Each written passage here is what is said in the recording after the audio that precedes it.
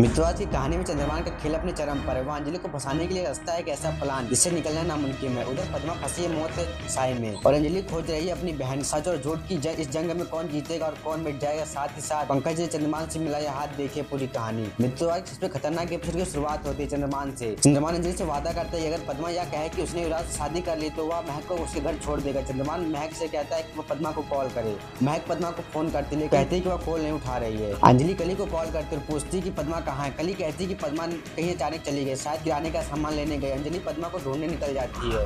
Anjali Thakur house से निकल जाती है। फिर चंद्रभान पंकज को सलाह देता है अगर वह अपनी नौकरी और करियर को बर्बाद नहीं करना चाहता तो अंजलि से दूर रहे, खासकर सत्या की मौत के मामले में। उधर अंजलि घर पहुंचती है, देखती कि पद्मा गायब है और रसोई में खाना अधूरा बना हुआ। अंजलि सोचती कि पद्मा कभी खाना अधूरा छोड़कर नहीं जा सकती।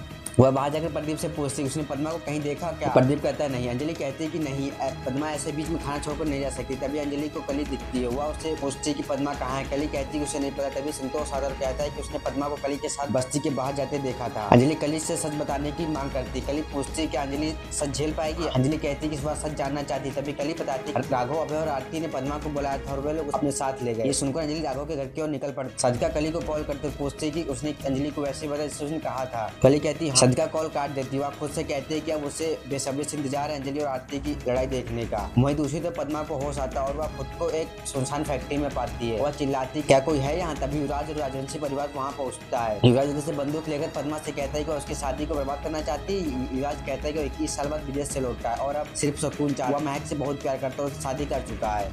वह पद्मा पर आरोप लगाता है कि वह उसकी जिंदगी बिगाड़ना चाहती है। कहता है कि उसे मार। तभी युवराज को महक का फोन आता है। सोनल पद्मा का मुंह बंद कर देती है। महक पूछती है कि वह कहाँ है। युवराज झूठ बोलता है कि वह उसके लिए डायमंड रिंग खरीदने गया क्योंकि आज उनकी सुहागरात। फिर युवराज उधर से कहता है कि पद्मा को मार दो और उसकी लाश नाले में फेंक दो। वह कहता है कि उसे डायमंड रिंग और शेरवानी खरीदनी है। सोनल कहती है कि यह सब अरेंज हो सकता है। वेद ने आरती के लिए रिंग खरीदी, वही ले लो और शेरवानी ऑर्डर कर दी। युवराज मान जाता है। पद्मा युवराज से कहते हैं कि अंजलि उसे बर्बाद कर देगी। युवराज हंसता और कहता है कि अंजलि उसका कुछ नहीं बिगाड़। उधर राघव और अभय तैयार हो रहे होते। तभी अंजलि अस्पताल पहुंचती है। राघव परिवार को बुलाकर आरती से कहती है कि घर की बहू का स्वागत करो। निवेदिता अंजलि का हाथ पकड़कर कहती है कि अंदर आओ। अंजलि कहती है कि उसका हाथ छोड़ो और राघव से पूछती कि पद्मा कहाँ है। अंजलि राघव, अभय और आरती पर पद्मा की किडनैपिंग का आरोप लगाती है। अभय और राघव कहते हैं कि पद्मा यहाँ नहीं और उसे जाने को कहते हैं। जब अभय उसे जबरदस्ती घर से निकालने की कोशिश करता है तो अंजलि उसका कॉलर पकड़ लेते और कहते हैं कि पहले उसकी बहन गिन्नी गायब हुई थी और पद्मा और सुबह उसे नहीं छोड़ेगी।